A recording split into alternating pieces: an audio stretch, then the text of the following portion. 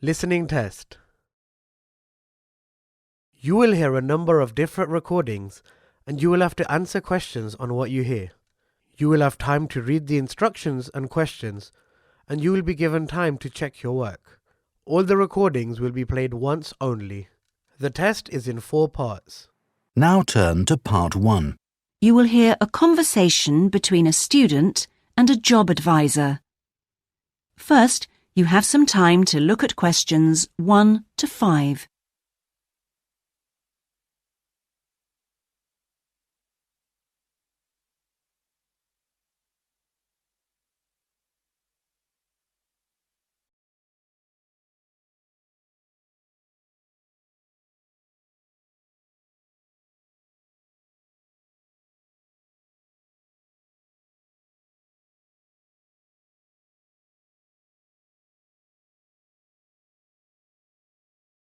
Now we shall begin. You should answer the questions as you listen, because you will not hear the recording a second time. Listen carefully and answer questions 1 to 5. Good morning. Oh, good morning. Is this, room number 26? Yes, that's right.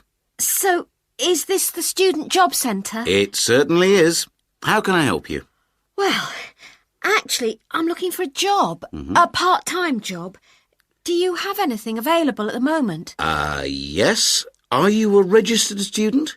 I'm afraid this service is only available to full-time students. Yes, I am. I'm doing a degree in business studies. Here's my student card. Which year are you in? Well, I've been at uni for 4 years, but I'm in the 3rd year because I took last year off. Right. Well, let's just have a look at what positions are available at the moment. There's a job working at the reception desk at the sports centre for 3 evenings a week. That's Wednesdays, Thursdays and Fridays. Oh, that sounds like fun, but unfortunately I have evening lectures, so that's not possible, I'm afraid. Is there anything during the day? OK, that's no good then. What about cleaning? There's a position for a cleaner at the childcare centre. Right. But you'd need to be there at 6 a.m. Does that appeal? 6 o'clock in the morning? Oh, that's far too early for me, I'm afraid. I'd never make it that early in the morning. Well, there was a position going in the computer lab for 3 days a week that might be OK. Here it is. No, it's in the library, not the lab. Clerical assistant required. I think it mostly involves putting the books back on the shelves. Oh, no, hang on. It's for Wednesday and Friday evenings again. No, I can't manage that because of the lectures. OK, I'm getting the idea. Look, I'll just get a few details from you anyway, and then we can check through the list and see what comes up. Before you hear the rest of the conversation, you have some time to look at questions 6 to 10.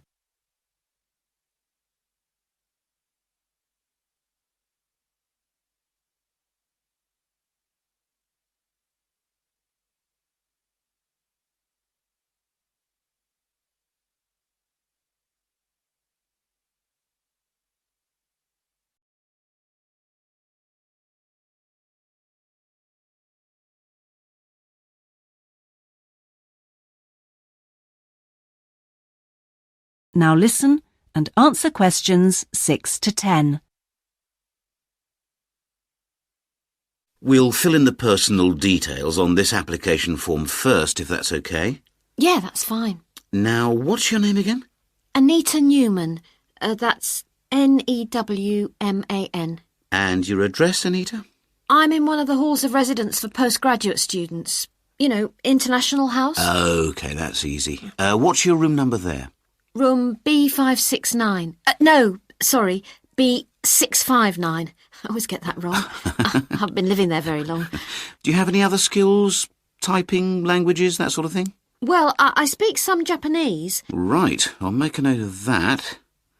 Now, let's see what else is available. What do you think of administrative work? There's a position for an office assistant at the English Language Centre. That sounds interesting.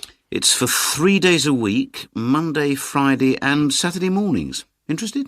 Oh, I was hoping to have Saturdays free, but I need the work, so... Can you tell me what the job involves? Yep, sure. It says here that you'll be required to deal with student inquiries and answer the phone. Oh, I'm sure I can handle all that without a problem. Great. Well, would you like me to arrange an interview for you? Say Friday morning around 10? Oh, could we make it a bit later?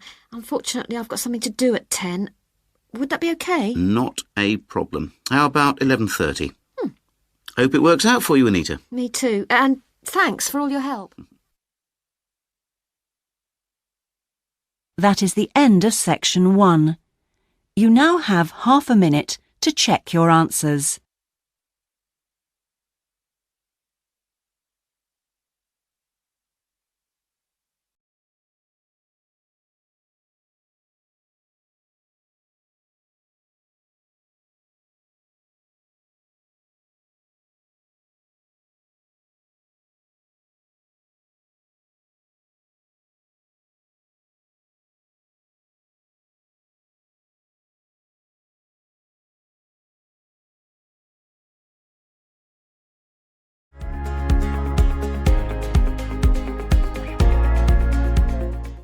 Part 2.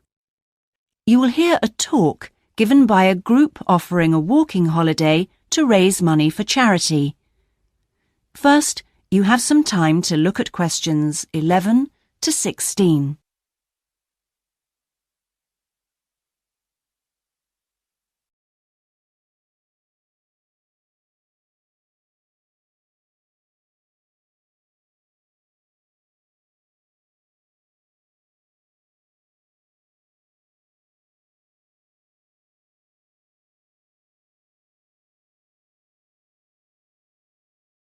Now listen carefully and answer questions 11 to 16.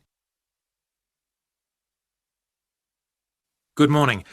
I'm very pleased to have been invited along to your club to talk about our charity-sponsored walking holiday for education aid. I'll start by giving you a brief overview of what it entails.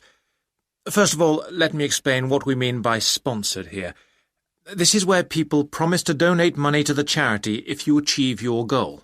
In this case, to walk a certain number of miles. Basically, we are organising a 10-day holiday from the 6th to the 16th of November, with 8 days actual walking, trekking in the Samira Mountains. Let's have a look at some of the details.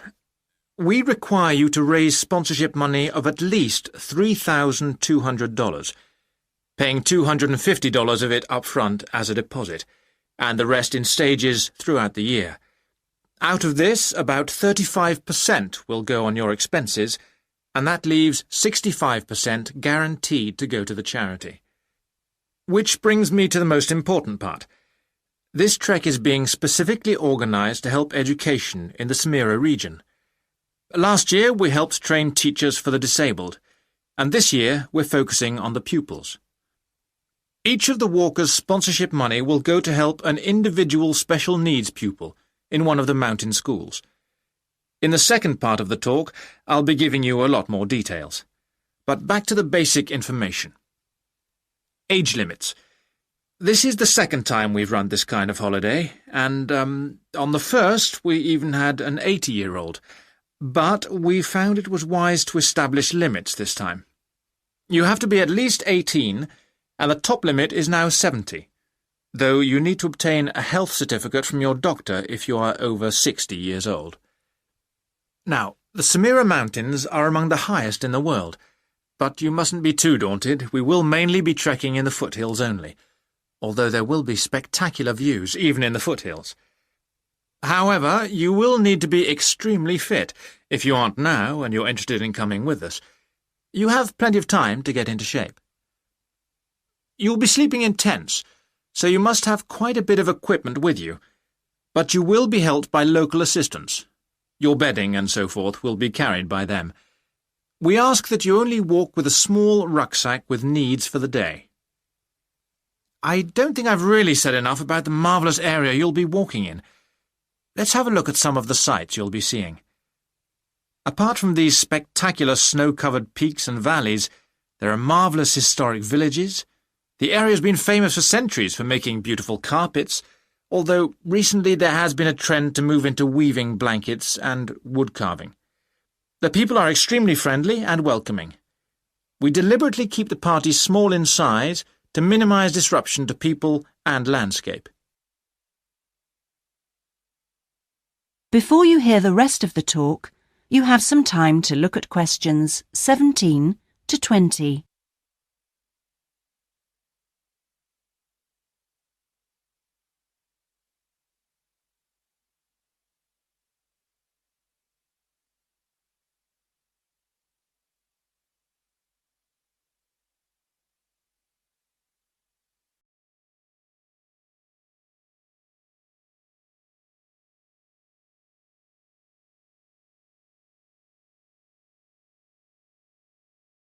Now listen and answer questions 17 to 20.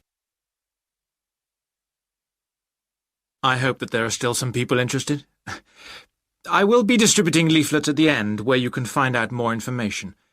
But just for the moment, I'll outline the itinerary, the main high points of the holiday. Obviously, you'll start by flying out to Kishbar, the capital city, on day 1.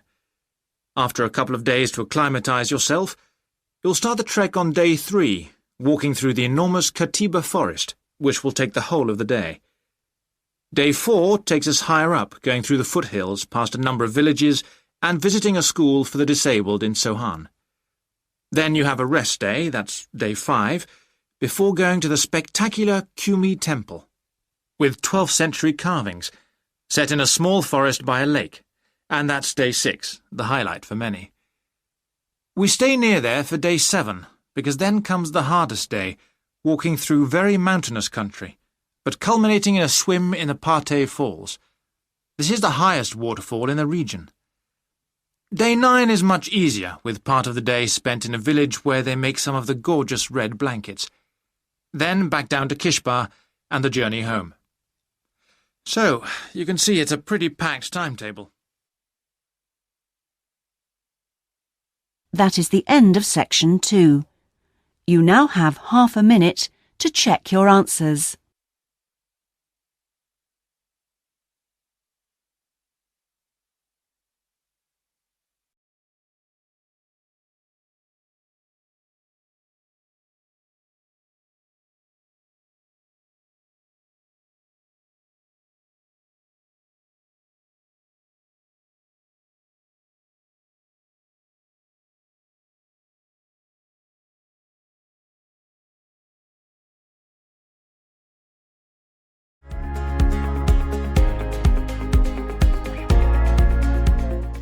Part 3. You will hear part of a seminar on ocean research given by a climate scientist. First, you have some time to look at questions 21 to 25.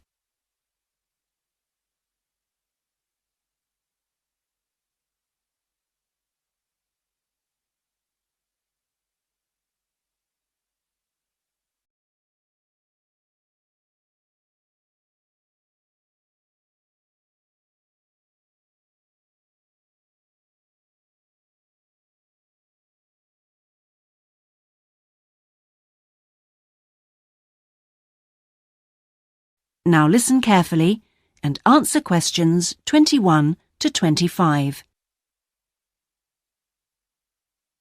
Thanks to all of you for coming along today to hear about how the Robotic Float project is helping with ocean research. Well, first of all, we'll look at what a robotic float does and its use. So let's start with the device itself. It looks a bit like a cigar, and it's about 1.5 meters long. More importantly, it's full of equipment that's designed to collect data. So it can help us in building up a profile of different factors which work together within the world's oceans. Sounds like a big project. Isn't it too big for one country to undertake? That's quite true, but this project is a really good example of international cooperation. Over the last 5 years, scientists from 13 countries have been taking part in the project and launching floats in their area of ocean control. And next year, this number will rise to 14 when Indonesia joins the project. That's impressive. But let's move on to how floats work. The operational cycle goes like this. Each of the floats is dropped in the ocean from a boat at a set point and activated from a satellite. Then the float immediately sinks about 2,000 meters. That's 2 whole kilometers down in the water. It stays at this depth for about 10 days and is carried around by the currents which operate in the ocean at this level. During this time, it's possible for it to cover quite large distances, but the average is 50 kilometers. So, what is it actually recording? Well, at this stage, nothing. But as it rises to the surface, it collects all sorts of data. Most importantly, variations in salinity, that's salt levels, and the changes in temperature, a bit like underwater weather balloons. Then, when it gets back to the surface, all the data it's collected is beamed up to the satellite. After about 5 hours on the surface, the float automatically sinks, beginning the whole process again. What happens to the data? Well, the information is transferred direct to onshore meteorological stations, like our one in Hobart, and within 4 hours the findings can be on computers, and they can be mapped and analysed. Before you hear the rest of the seminar, you have some time to look at questions 26 to 30.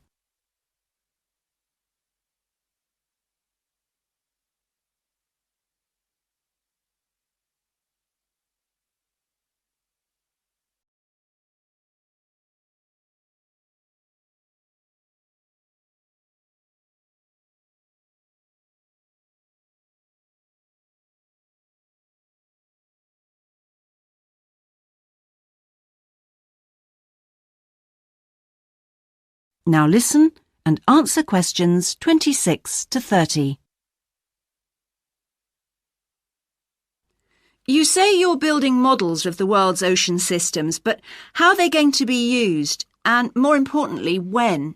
Some of the data has already helped in completing projects. For example, our understanding of the underlying causes of El Niño events is being confirmed by float data.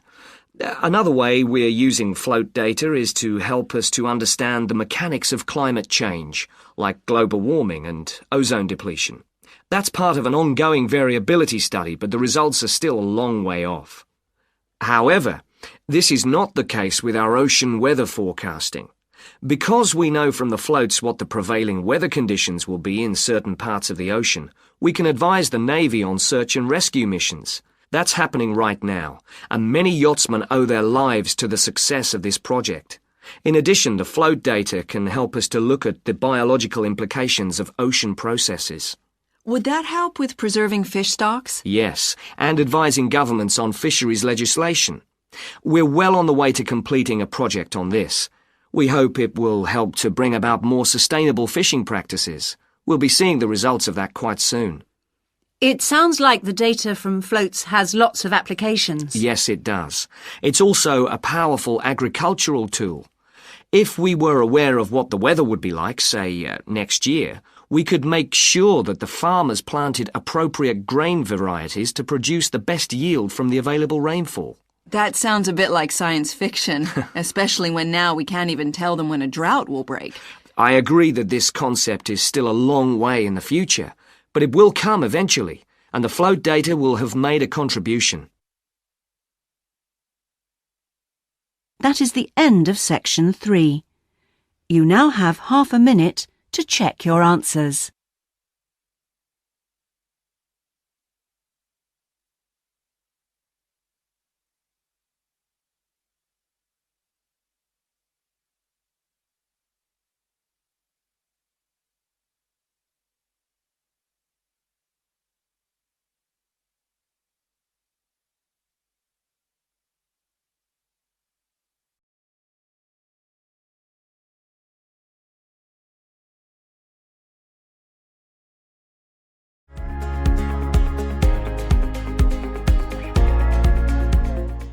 Part 4. You will hear part of a lecture about hotels and the tourist industry. First, you have some time to look at questions 31 to 40.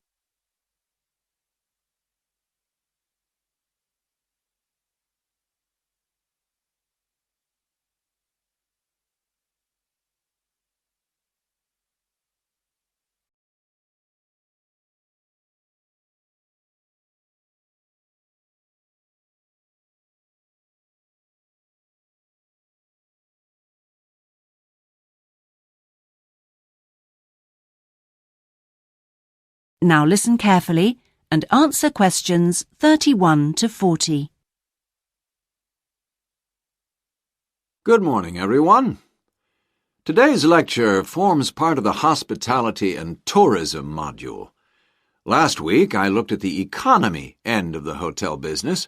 This week, I'm going to discuss the luxury end of the market. Let's consider the following scenario. You wake up in the middle of the night in a strange hotel miles away from home, disoriented most probably from jet lag, when even the most expensive surroundings can seem empty and dispiriting. You have paid a great deal of money to stay in this first-class hotel with its contemporary technology, but according to recent research carried out by an international travel and public relations company, all is not well. The research suggests that even the most opulent, luxurious hotels seem to have underestimated the most basic needs of their customers, be they traveling for work or pleasure. The need to feel at home in surroundings which are both familiar and inviting. Do these findings, however, apply only to hotels situated in particular areas? Is it possible that the external environment can affect a guest's well-being? The company's research covered a whole range of different hotel types, both independent hotels and those which are part of large chains. They investigated chic so-called boutique hotels in the heart of downtown business districts, stately mansions located in the depths of beautiful countryside, and plush hotels built at the edge of tropical beaches, surrounded by palm trees and idyllic blue ocean. And the research concluded that what was outside the hotel building simply didn't matter. This is a fascinating revelation, and those of you hoping to move into careers in the travel and leisure industry would be well advised to look at the findings in more detail.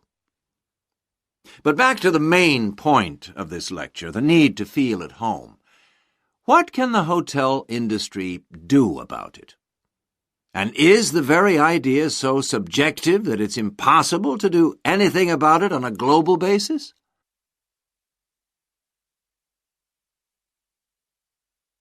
However, nothing stands still in this world.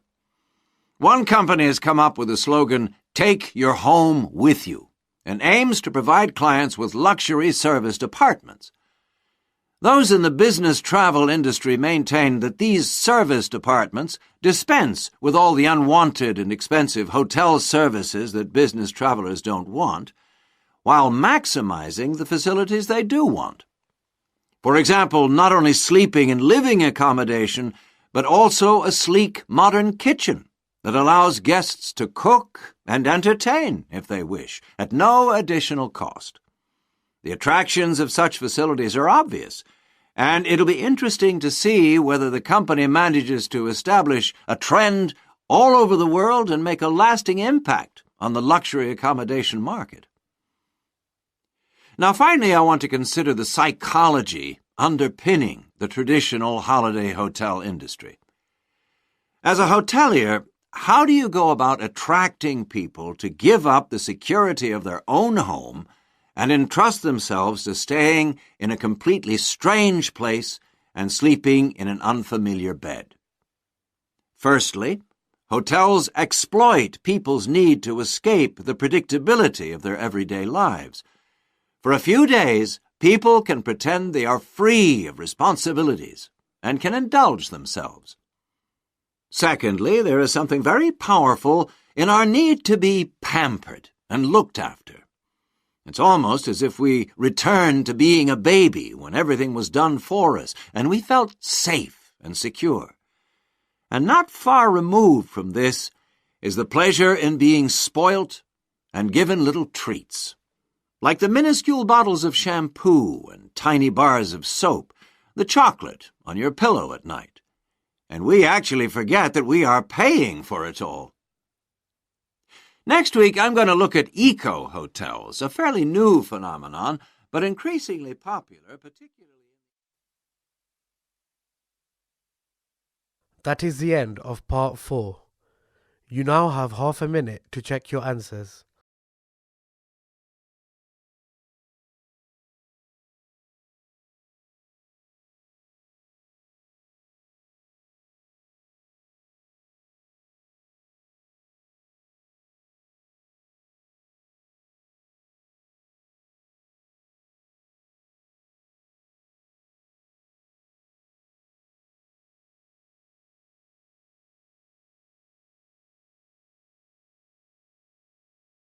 That is the end of the listening test.